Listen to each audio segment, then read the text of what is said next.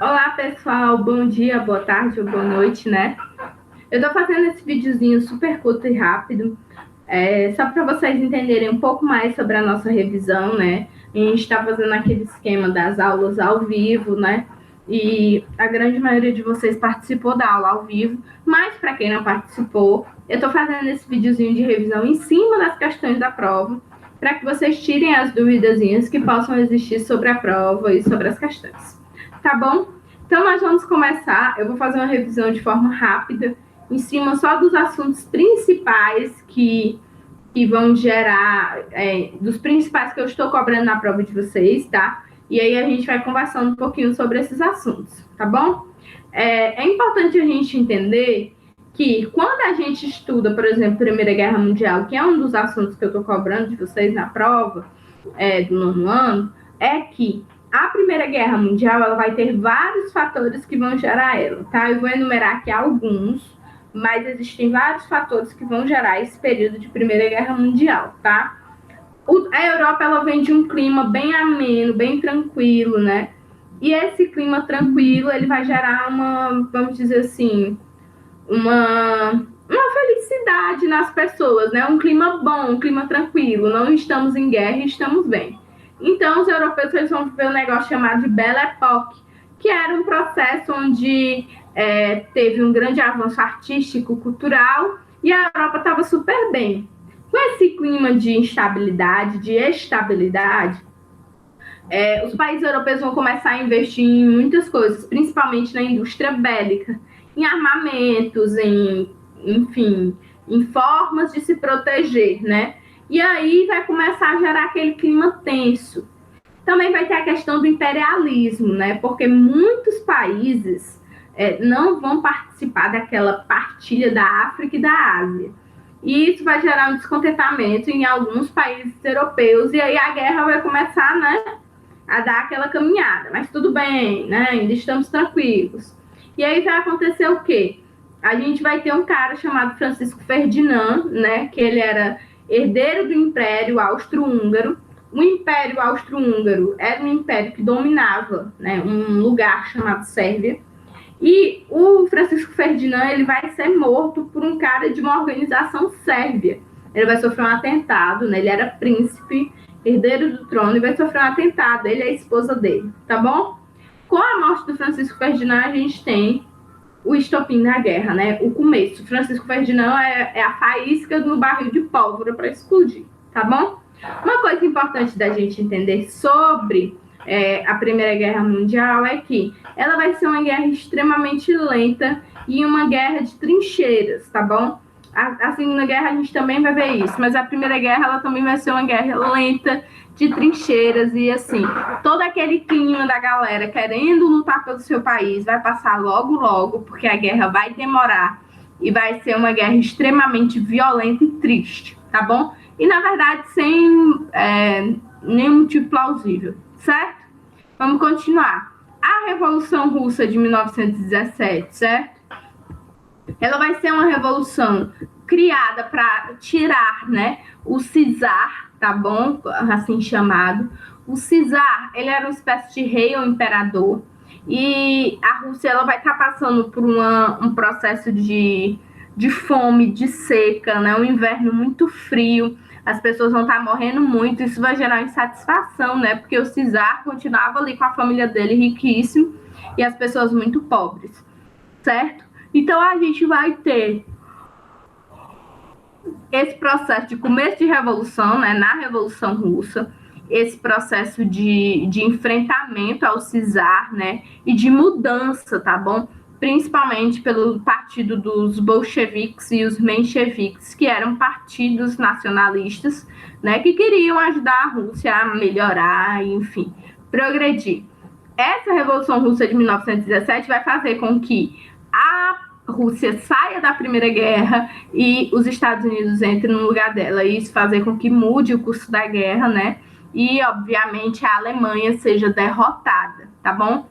E aí, com a derrota da Alemanha, a Alemanha vai sofrer várias restrições. Isso é o que vai gerar, né, a Segunda Guerra Mundial, justamente esse negócio da, vamos dizer assim, essa questão das restrições e como a Alemanha vai se empobrecer para pagar as dívidas da Primeira Guerra, tá bom? Outra coisa importante também é lembrar sobre a crise de 1929, que vai ser uma crise que os Estados Unidos vai passar, tá? Os Estados Unidos vai estar super empolgado com a Primeira Guerra Mundial, principalmente porque ele vai estar lucrando muito, vendendo muitos bens de consumo para os países europeus que estavam sem nada, que estavam com seus países acabados, sua economia acabada. E aí, o que vai acontecer? Esses países vão estar tudo ok ali, né? Só que com o tempo, esses países vão começar a se recuperar. Eles não iam passar o resto da vida precisando dos Estados Unidos. Então, vai acontecer que os Estados Unidos vai estar numa superprodução, né? Produzindo muitas coisas, e não vai ter quem compre. Então, os Estados Unidos vai passar por uma quebra, né? A quebra da Bolsa de Valores de 1929, né? Ou de 1930, né? Ou quebra da Bolsa de Nova York, tá bom? Os Estados Unidos vai levar quase a década de 30 inteira para se recuperar dessa crise, quase 10 anos, tá bom? E isso vai fazer com que muitos países fiquem com medo de um levante, né, socialista, que era o que acontecia na Rússia, já que os Estados Unidos, que era capitalista, estava quebrado. Muitos países ficaram com medo disso. E aí a gente vai entrar no totalitarismo, né, que foi o que aconteceu com a Alemanha e com a Itália, certo? O que é o totalitarismo, professora? Totalitarismo ele é um esquema onde a gente vai ter as pessoas perdendo, vai ter sempre um ditador, né, vamos dizer assim. Esse ditador, ele vai estar diretamente ligado a, vamos dizer assim, processo de opressão.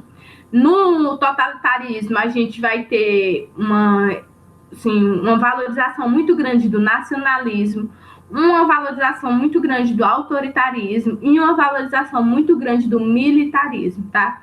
Então, esses 3 pontos vão ser muito valorizados nesses regimes totalitários, tá bom? No totalitarismo. Outra coisa importante também de vocês relembrarem é que o fascismo e o nazismo, eles são bem parecidos, tá? Nessa Segunda Guerra Mundial. Por quê, professor? O fascismo e o nazismo, eles tinham, vamos dizer assim, horror a estrangeiros, né? Valorização dos produtos nacionais, valorização do nacionalismo, né? Resgate de uma herança, né? De um passado glorioso, né? O Mussolini vai fazer isso na Itália, né? Trazendo o passado romano de volta, o passado grego de volta, tá bom? E o Hitler vai fazer isso também, trazendo o passado ariano, né? Dos grandes alemães, de raça pura. E isso vai fazer com que tanto o Hitler quanto o Mussolini, eles criem um pacto, né? Junto com o Japão, que era o pacto Roma-Berlim-Tóquio, que era um pacto de proteção, né? Que vai fazer com que eles se tornem uma espécie de bloco. E aí, Inglaterra, Estados Unidos e França também vão formar um bloco e a gente vai ter o início da Segunda Guerra Mundial, né? Gerando muitos mortos. Os alemães, eles vão conseguir chegar até a França, né?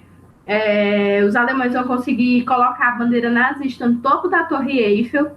Depois a gente vai ter os Estados Unidos entrando mais firme na guerra, né? Principalmente depois do ataque a torre militar de Pearl Harbor, né?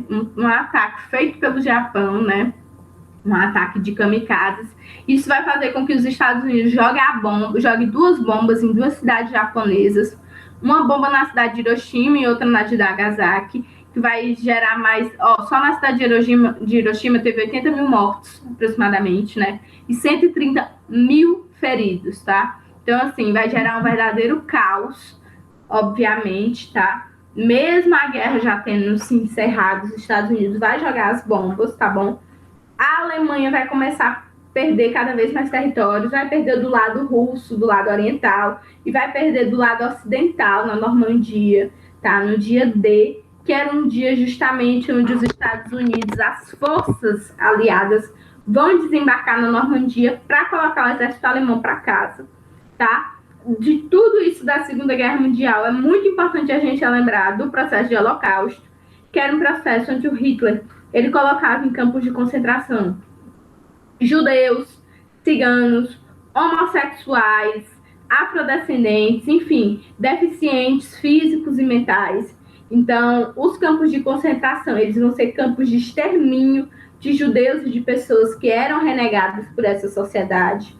Depois da Segunda Guerra Mundial, isso vai ser exposto e vai assim, gerar uma comoção mundial, porque era uma coisa extremamente horrível o que aconteceu no período do Holocausto.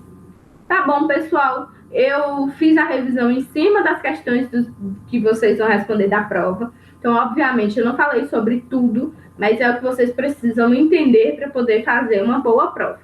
Tá bom? É isso, tá bom? Boa prova, boa sorte, se cuidem e até a próxima aula. Tchau, tchau.